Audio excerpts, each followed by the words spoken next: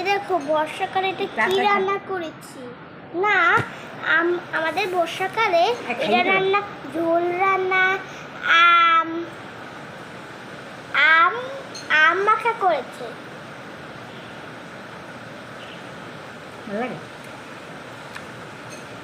টক টক খাই খাই খাই দেখো টক খাবো টক হ্যাঁ না টান দিয়ে খাই ফেলা একটু নানু দিয়ে